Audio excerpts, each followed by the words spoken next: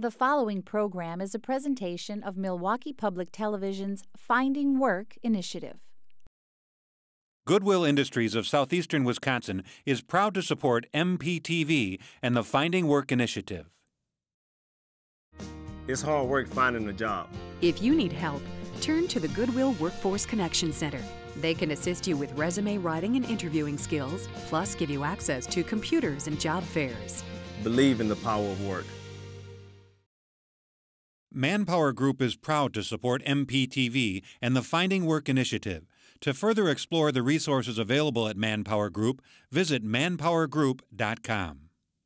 Fortunately, there's a huge demand for skilled, high-quality welders in southeast Wisconsin. I want to better myself and my family.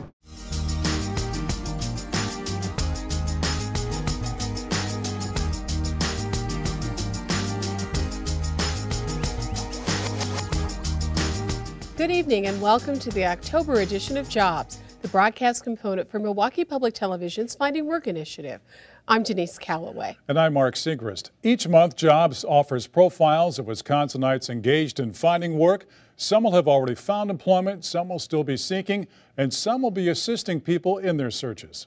This month, we'll meet a couple who have learned how to live on less, a man who's been a temporary employee for 20 years, and discuss how to maintain good mental health while seeking employment. But first tonight, while some people are struggling to look for work, others are taking extraordinary measures to advance their careers, such as the case of a Milwaukee man who has come to regard just a few hours of sleep as a luxury.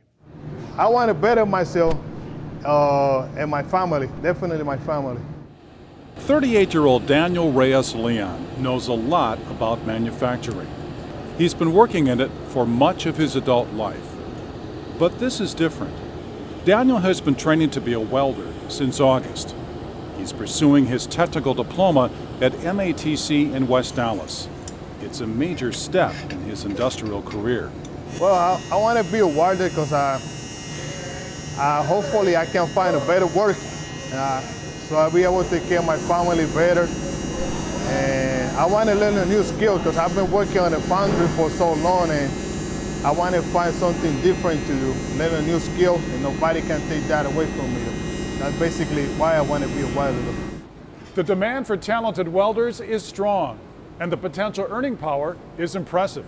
Fortunately, there's a huge demand for skilled, high-quality welders in southeast Wisconsin. All types of manufacturing, from sheet metal to heavy plate, large industries are all looking for skilled craftsmen and skilled welders right now. What kind of potential earning power are we talking about for talented welders right here in southeast Wisconsin? Starting from $13 up to $25 to $30 an hour at some of the large heavy plate manufacturers. That's a promising future.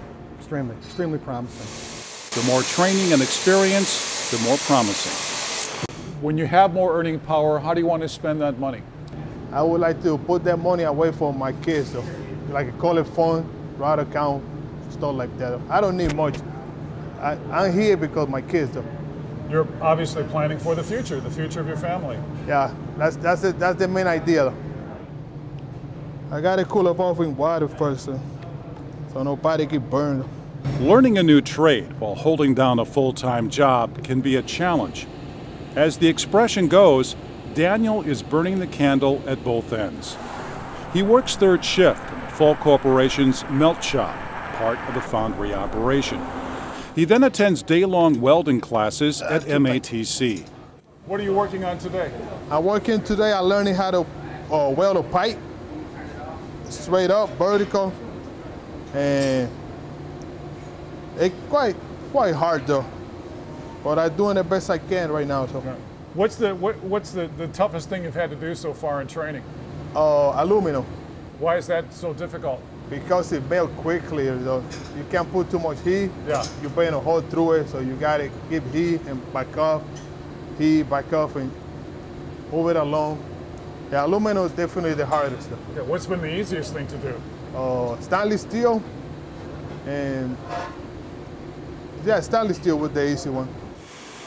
Daniel's instructor, Mark Kaler, is impressed with his ambition and progress. Okay, now it's all with number 4. Yes, sir. Let's see the backside. Nice. That's excellent buildup. We need a 16th to an 1/8 inch minimum. Just a couple of little spots there. That's good for your first plate. That's very good. Okay, this is what we want all the way along. All right, got to switch to that. number 5. You got enough buildup. Try to go to a 5 cup because we're starting to work our way out the joint now. Right at number 5, don't melt away this edge. Leave this edge for your last cover pass, just a touch. But you want to reinforce up to about a 32nd below that edge now. That's Okay. good. That's nice job, Danny. Thank you. Okay. I think I can do better. How's he doing in He's your doing class? very well considering those job constraints he's functioning under. He's here on time every day. His work's always done. He's extremely eager and willing to learn, and I'm not cutting him any slack. He's doing, exactly what's required of any student, regardless of the situation. So, but he's doing a great job. Hopefully, I do better this time. Daniel has always been motivated to succeed. He moved to Milwaukee in 1994 from Cantano, Puerto Rico. He spoke little English at first. Within 3 years, he became fluent in his new second language. Various factory jobs have provided a living, but nothing long-term. The local economy has been too volatile. Last year, Daniel started taking some basic skills courses at MATC. Now he's working toward a new trade. Your days are so busy. You're working third shift at Falk. You come here in the morning. You go to class all day. What is it like just getting through your day? To be honest with you, I'm a little stressed out because I don't get enough time to rest. But I'm looking at the big picture, eventually gonna pay off. Right now, it's a little hefty, I won't lie to you. It's hard. It's really hard. When do you sleep? When I sleep, when I can. I get about 3 or 4 hours a day, if I get lucky. Daniel hopes it all leads to a shot at welding, perhaps even at Falk itself. He wants to set a good example for his children, to make them proud. That's why he doesn't mind the long hours, the lack of sleep, and the challenge of learning something new. Daniel Reyes-Leon should be receiving his welding diploma in the spring. He's already planning to take additional training in hopes of eventually heading up his own crew. The number of Americans suffering through long-term unemployment remains high. More than 30% of the 14 million unemployed have been out of work for over a year. This means reshaping your lifestyle and learning how to live on a lot less. Paul Kaplan caught up with a Milwaukee couple that has chosen to live an extremely frugal and environmentally conscious lifestyle.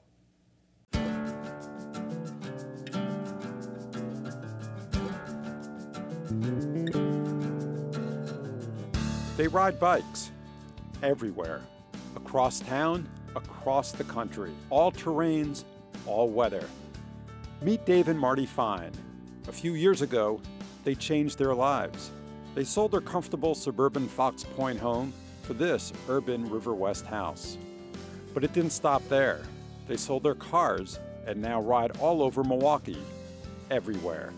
So when I go visit my clients now too, I do it on my bike, and I just let them know that I'm going to be dressed in bike clothes, and if I have a important enough meeting, I just change when I get there. This couple has learned to live on a lot less money and leave less of a footprint on our environment as they sparingly use water, electricity, and other household appliances. Hanging the clothes saves a lot of money, and it also uses a lot less energy, of course, because you're just using the sun and the wind to dry your clothes. In short, Dave and Marty Fine now live on a lot less and still have a fulfilling life. I had retired after 27 years at working for SC Johnson and Diversey in Racine, and then had a short stint of, I think, about 10 months with another company, and was then looking for what I wanted to do next. I'm a personal trainer and self-employed, and I had been for several years by that time, but I ran my own business, so it was easy for me to leave. And leave they did.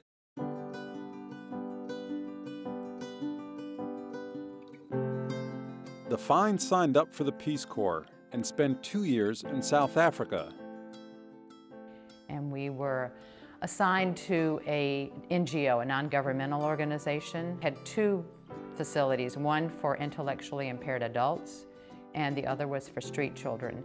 And our assignment from Peace Corps was to help that organization. The Fines were always avid bikers, but it was here in South Africa they upped their game, both in biking and living more frugally. One of the things Peace Corps does is they request that you live at the same level as a co-worker, which typically isn't a lot of money, and it wasn't a lot of money for us. And if we were to use public transportation to get back and forth to our jobs every day, like South Africans, it would have taken somewhere between 20 and 30% of our monthly income just to go back and forth to work. And so what we elected to do, and ultimately tried to start a program in Polokwane in order to help people save money to pay for their kids in school and their food and things like that, was to bicycle. And so we basically bicycled all the time, from shopping to going to work to visiting friends. And besides that, we had virtually no choice because you can't drive in Peace Corps. So you either take public transportation and you pay for it, or you find a way to bicycle. And it was also here in Africa where the Fines gained an increased appreciation and respect for natural resources. We truly learned the significance of water. And while we were doing our training, we went out of the 12 weeks, I believe, half the time we didn't have water. We would have to collect water and use it out of barrels. And so all of a sudden water became something that was a real resource that most Americans don't have the problem with, and that thank goodness they don't. We really appreciate resources in general, and coming back here, we've done a lot of things in our house and in our lives with the bicycling and the composting and the not flushing the toilet that most people, when they talk to us about it, they see it as part of our contribution to being green, which it is, but I think what it really reflects on more is our appreciation of resources in general. When the Fines are not biking in Milwaukee, they're now taking their vacations on bikes, biking across America, and managing not to spend much money at all. For half of our nights, we stayed with people in their homes. There are a couple of organizations where people open their homes. They're hosting sites, couch surfing, and warm showers. That's usually the question we get. You mean you go and you sleep in a stranger's house and you've never met this person and they trust you and you trust them? The answer is yeah, and it's been a pretty wonderful experience. And then camping many of the other nights, which is very minimal. In these tough economic times, folks have been forced to live on a lot less, but Dave and Marty Fine have made living on less a way of life. Make those choices that if you really need something, then I guess you need it. But if it's either the size of the house or the quality of the furniture or how you get to places, especially in terms of transportation, I think there are great opportunities to be able to cut your budget and be thinking about things like that. Having stuff doesn't mean much to us. I mean, we know, we've learned how in South Africa we lived with so little and saw so many other people living with so little. So it's just, and I feel that even if people can afford it, I just don't know why people feel like they need so much. We'd like to take just a moment to remind you about the Finding Work website. Can be found at www.findingwork.tv. It offers a variety of services and links to various agencies mentioned on this program, including free legal advice regarding employment issues. The address again is www.findingwork.tv. I work, consistently a month or two or a week or so, and the next thing you know, I get that call, and they no longer need you. Had nothing to do with your, work, how you worked or anything, they just no longer need you. Life can be stressful enough without the added pressure of being unemployed, but there are some things you can do to maintain good mental health while you're job hunting. Dr. Ramel Smith joins us to discuss those tips. Thanks for being with us. Thanks for having me. What's the most important thing to remember when you lose your job or when you're job hunting? I think the most important thing to remember is the P word, positivity. so many different things can happen. And so what we have to recognize is we have two choices. You can be positive or negative. With the positivity, though, that gives you so much more mental strength to continue to do everything that you need to do. And with that positivity, you say, well, I have to find a reason.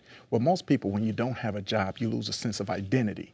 So when you're looking in that positive strength, you say, well, how can I stay positive? Well, we have so many other features of our identity that sometimes we forget about. We have dual roles. We're parents, we're siblings, we're spouses, all of those things. What I tell people is obviously you're looking for a job, it's frustrating, but also put more effort into those other roles that you have. So even though you've lost one part of yourself, you can make these other areas so much better. I would imagine one of the things that people do worry about is money, their financial health. That's something that's very natural. So much. We talk about you lose your identity, but not only do you lose your identity, you lose your income. So when we start thinking about that, that's something you have to be very careful about. But and one thing that we can learn during this time of crisis is we can really start to understand what's our wants and what's our needs. See, theoretically, we can say those things, but when it comes time to it and those bills need to be paid and certain things need to cut off, we say, well, we don't have to have this, we don't have to have this, we don't have to have that. And it's that kind of discipline where if you can learn that during that hard time, if you can sustain it when you do find a job, you can create a savings account. So if unfortunately you lose your job again, you have a nest egg to start with. What are some of the warning signs that someone is becoming depressed about their inability to find a job? Yeah, I think the number one sign is something that we call anhedonia, and that's basically called the lack of pleasure, of interest in things that you once found something very pleasurable. So what you have to do is know the person who you're speaking about, and if it's something that they found great enjoyment for many years before, but now all of a sudden it doesn't seem so fun to them, that's a red flag. So this person loved to shop, this person loved to golf, this person loved to play video games, this person used to love to read to the children at night. When you start to see those things decrease in frequency and intensity, those are the red flags to say, hey, something is going wrong and a good time to intervene before that snowball gets too big. Can people also find that they decide to really kind of isolate themselves from others? Yeah, you know what, that is a big thing. Whenever we start to talk about depression, what we look for is people to do things, like I said, from a lack of pleasure of interest, but it's also isolation. Whenever you start to get away from your friends, get away from your family, that's a big warning sign. So we want to have people to make sure that they stay around the love, and that goes back to the positivity, because when you're alone, that allows that negative bug to build up and that snowball, like I talked about, to come. But when you're surrounded by positivity, you're surrounded by love, that makes it so much easier. But when you get into that depressive state, you feel less than and you don't want to be around. So that's a big thing, is to make sure you're around those who you love and who care about you. So is that one thing that friends and family can do to make that extra effort to make sure that person isn't isolated, doesn't really choose to be by themselves? Yes, you know, that's a great question. And when you start to think about that, what you want to look at is the inner circles, because that inner family, if you have enough money and income to take care of, what you want to do is let the person know first, hey, we're going to make it. It's going to be tougher, but we can do it. Once you have that support, that means so much mentally. And even if it is tougher, say, hey, no matter what it is, we're going to get through it. But when we start to look at those outer layers, it's so much just to come around. Maybe you buy that person dinner this day. Maybe you take that person out to a movie. Maybe you buy that person a small gift, or just a call for a word of encouragement, something to that, to let them know that everything is okay. And by doing those little things, one, you keep them from the isolation, and two, you keep them from getting that sense of anhedonia, where the things they didn't find that they liked or they didn't want to do, you push them, say, no, you're coming out with me today. You're going to do this. And what you do is you pull them and not let them get negative, and you keep positivity around them. And quickly, is it all right for people to be sad and to realize there's a difference between somebody being sad and someone really being depressed? Yeah, you know, we're emotional creatures. So for you to not want to be sad is like to say you don't want to be in pain when you touch a hot stove. It's impossible. So you say, is it okay to be sad? Yes, it's okay to be sad, but it's not okay to be sad and to stay sad. So what we want to do is we want that person to have a little self-initiative to get themselves up. But if they're in a slump, that's where the family and friends can come around and kind of give them that extra bump to get them to where they need to be. Great. Thanks so much, Dr. Smith. Some really great tips and advice to help us help other folks when they're finding work. Thanks for having me. Thank you. Many people are making ends meet by working temporary jobs, but a temp job is not a career, and it doesn't have a future. Joanne Williams introduces us to a man who has been a temp for more than 20 years and is now trying to become a full-time employee. You know, going back and forth. Rodney Moore wants a career, not just a job. So what do you want now? I want a trade. I want a job, a permanent job. I want stability. I want a job that's going to that I can grow with. Since he was a teenager, he's been a constantly temporary worker. He applies for temp jobs, gets temp jobs, that one ends, and he moves on to another temp job. For years, he's been constantly employed, but not fully employed. I work, consistently a month or two or a week or so, and the next thing you know, I get that call, they no longer need you.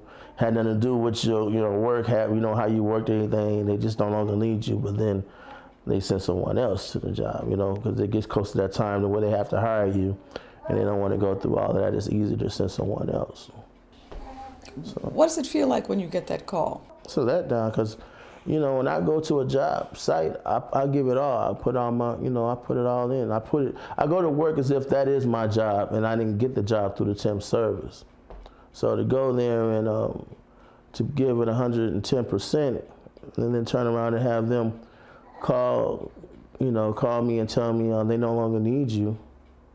I've even had a temp service job where they sent me to work, and I trained someone else, not knowing, but I was training someone else that they had hired to do the job that I had been doing. Temp jobs got him by when he was younger and single and traveled with his mom, a professional singer, to California and back.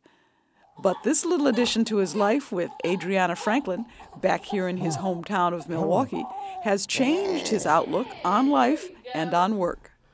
What impact has being a new father had on your job search? I want to be his role model and show him this is, as he see me get up every morning and see me leave and come back, and then he see these things that I'm bringing him when he get old enough to understand, well, my daddy went out and he worked to get the things that I have. It's easy to take the wrong route and go about getting money, but it's a challenge to get out there and do what I got to do to make sure that I set the right example for my son. He'll tell you he's 40-something and has been working since high school when a friend showed him a way to make his own money. As a teen, I lived in California as a teen, and when I was living in California, I was introduced to a form of hustling, which is on the corner with selling flowers. Selling flowers on the street in nightclubs was fun, but he saw no strong future in that business. He wanted to try something different. But he hadn't finished high school and knew that was a strike against him. So what are you doing about that high school diploma? Right now I'm going for my GED. So I've been taking my GED classes and trying to work them in while I also look for employment. Every day he gets up and goes to some of the job search resources in Milwaukee to comb job sites on the computers and use the telephones. Urban League counselor Charles Ben helps him keep track of all the paperwork needed for the search. At this visit, Ben may have found a promising opportunity. So, all you have to do is just keep your nose to the grindstone and you'll be all right. You'll be all right. Thanks to you and the staff. We do what we do, man. Yeah, do it. We do what we do. But, you just got to keep going, man. You'll be all right. And in the meantime, we'll see what else we can do to, get you into more short-term. Today, are you going to be able to go out here to the on-site to put in for quad graphics? Like so many job seekers, Rodney Moore gets around on the bus. That's one of the hurdles the unemployed sometimes face. No personal transportation to get to job interviews or to get to the job. At on-site staffing in West Dallas, the job application is waiting for him. All right. Then what I do need from you is your ID so I can make some copies of it. Okay. And I can give you some ideas of what to expect. I know that initially I mentioned quad graphics, but if you're also interested in waste management, we do basically employ both positions. Rodney Moore has gotten involved in the Milwaukee Fatherhood Initiative, where he met men just like himself struggling to find work. He wants to be a good provider for little Rodney. You're involved in the Fatherhood Initiative? Yes. What have you done with that?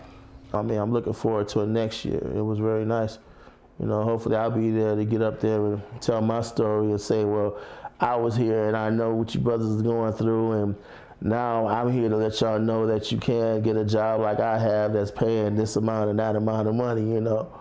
That's all I'm really looking forward to doing is have a career instead of a job. Just, you know, I'm really working towards a career. What would be your dream job? My dream job is something in entertainment, but right now I know that's not in my grasp right now. I know I need a job that's going to pay the bills. So right now, I'm going for something that's tangible, that I can grab. Hey. And that's our program for this month. Remember now, the Finding Work Initiative website can be found at www.findingwork.tv. We hope you will join us on December 1st at 6:30 p.m. for the final edition of Jobs. Until then, thanks for watching and good night. Good night. Goodwill Industries of Southeastern Wisconsin is proud to support MPTV and the Finding Work Initiative. It's hard work finding a job. If you need help, turn to the Goodwill Workforce Connection Center. They can assist you with resume writing and interviewing skills, plus give you access to computers and job fairs. Believe in the power of work. Manpower Group is proud to support MPTV and the Finding Work Initiative. To further explore the resources available at Manpower Group, visit manpowergroup.com.